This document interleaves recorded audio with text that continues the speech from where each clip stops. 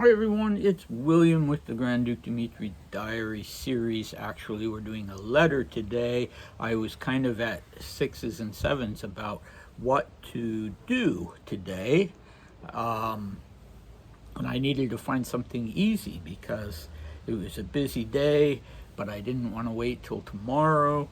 So we have left 1940 completely, although I'm quite happy to go back to it. If anybody would like that, let me know.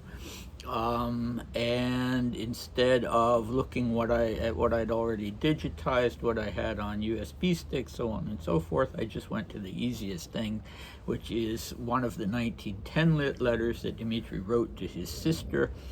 It's not dated, but it seems to have been in early August. Not too hard to figure out approximately when it was because of Dmitri is going to be, he's writing his sister about how he's going to be going to Germany on the 19th of August. So, and it's not far off. So this clearly is in August. And actually, he must have written this. No, he was already in Germany, but he hadn't told Maria yet what Paul's plans were. Okay, and he's looking back during the letter at some other things that happened before he left for Germany. Okay, sorry about the confusion with that. The letter is written, or was written, from the Hotel Steinmetz in the German town of Tegernsee. And See meaning lake, so it's basically Lake Tegern. Should have looked that up. I'm looking that up right now. I think it's in Bavaria. It is a spa town, yes, in Bavaria. Okay, in the Bavarian Alps. So during the winter, they actually have skiing. Okay, anyway, they were staying in a hotel. The hotel was the Steinmetz, which I also should have looked up because I think it still exists, but let's see. It looks like it does. Oh, no, too bad. There's no longer an active modern Hotel Steinmetz, I should say, in Tegernsee. It's a historic landmark. And the Tegernsee Steinmetz serves as a nearby local bus stop. It's a bus stop? Okay, anyway, you can't go stay at the Hotel Tegernsee, which would be nice. I would like to do that, but it is no more. Okay, so last time we did, in the last installment on YouTube, we did a diary entry from 29th February 1940, and it was Dmitri talking about rumors about the British and the French sending troops into Azerbaijan, to Baku, to secure the oil fields. And the rumors referred to the thing that the rumors were based on was called Operation Pike, which never actually took place, and it never would have involved ground troops. It was supposed to be a top secret bombing operation set for May of 1940, but the Blitzkrieg happened in May, so yeah, that didn't go through. Anyway, that's about all he was talking about in that one diary entry. And yeah, so we put the war news on hold for a little while now that we're back in 1910, 30 years earlier. And there are some people mentioned in this letter excerpt. It's a nice long letter, so we're only going to do the first 3 paragraphs. And there are people mentioned in it that I don't know. One of them, Dmitri spells his name using Latin letters, so not Cyrillic letters, spells his name Wolinson, Wolinson, which is not a name in the English language. It could be Rollinson, maybe. Maybe when he heard it, it sounded to him like Wolinson. That's possible. But whether it's Wolinson or Rolinson or something else, I don't know who the person is. The other person is a lady by the name of Madame Sergeyeva. And she is also a person I don't know who she was, and Dmitri didn't know who she was. And that's what the subject of this first part of the letter is. So let's get going with that. Dear Maria! Exclamation point. I didn't reply to your letter for a long time because I received it in the midst of a horrible rush, not long before my departure de Krasnaya pour Tegernsee. To my great regret, I was unable to meet with Madame Sergeyeva, and for a very stupid reason. The thing is, I had no idea how close you were to that lady, and I was extremely surprised to receive an invitation to meet with her. It happened like this. I was sitting quietly at home in Krasnaya when suddenly GM was called to the phone.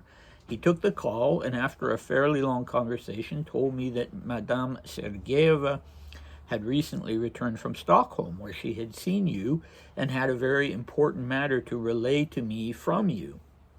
She said that I should already have gotten an explanatory letter from you. And then he puts in parentheses, I received your letter 2 days later.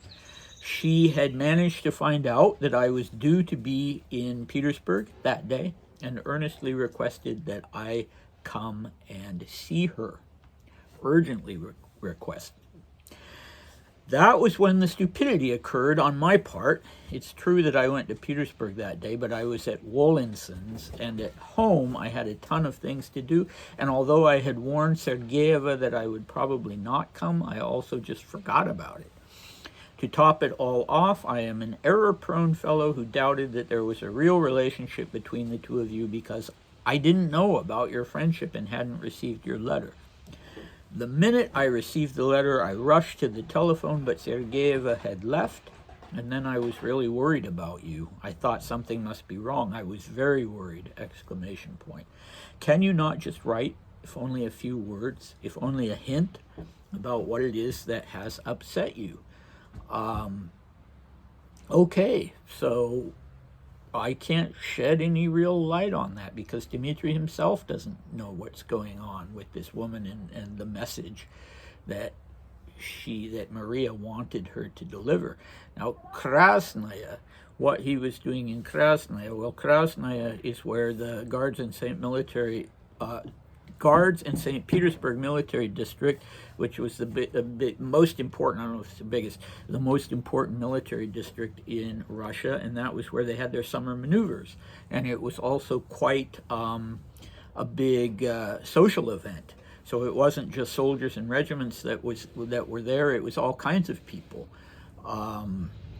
You would have theater and ballet performances. You would have all kinds of social events, and you're going to find it in Russian literature. I'm trying to remember, in The Idiot, or in Anna Karenina, or Oblomov, maybe all of them, where at that time of the year, it's like the season. It's like in England during the season, you go and you go to Royal Ascot, and you go and watch the rowing races between Cambridge and Oxford. Well, everybody went to Krasnaya, and for a young officer like Dmitri, it was a big deal, but we'll talk about that a little later, why he's not in Krasnaya and why he is in Tegernsee instead and would rather be in Krasnaya. Anyway, so he's there. Wherever he was staying in Krasnaya, he says at home, but he, if he's staying in a hotel and he goes back to the hotel, he says at home. So that doesn't mean he had a house there.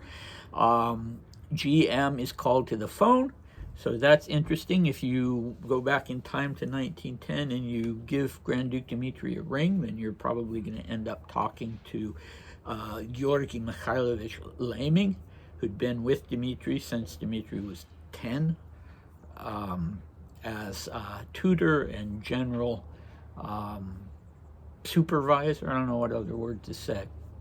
So he takes the phone, and it's not clear whether Dmitri then came to the phone himself. He says that he told Madame Sergeyeva that he probably wouldn't come, so maybe he did talk to her. Kind of sounds like he did talk to her. Anyway, she managed to get through to him, but he just didn't.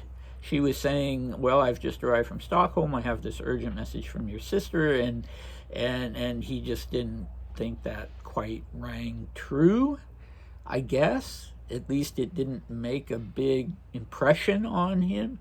He hadn't got this letter introducing her, and he was busy. He had all kinds of things to do, and he also tells us that I am an error-prone fellow, and he refers to his own stupidity, and that's one of the things I love about Dmitri. You know, that's our Dmitri. He does not take himself overly seriously. Okay, so yeah, the whole thing goes awry. He misses the lady. She's only there for one day. The big question is, what was it? And it's Dmitri's big question as well as ours. What was it that Maria didn't feel like she could send in a letter or by telegram? That she wanted this woman to pass on to Dmitri herself. Sounds like as a verbal message. And of course, you know, if you found out that had been a legitimate thing that your sister wanted and you had no idea what it was about, then of course, yes, you would worry. So that's a natural reaction on his part. And Dmitri and Maria really looked out for each other. Each one kind of saw the other as a little bit sort of on the vulnerable side. It's kind of ironic that each one kind of privately thought the other one couldn't quite take care of himself or herself. And they worried about each other. Okay, so, yeah, she hasn't let him know. As of now, when he's sending her this letter, which we don't have the date, he still doesn't know what that was about. But obviously, well, you know, there's actually a new biography of Maria Pavlovna the Younger out by Charlotte Zeepvat. I'm not sure how you spell her last name. Or how you pronounce it. It's Zeepvat, I believe.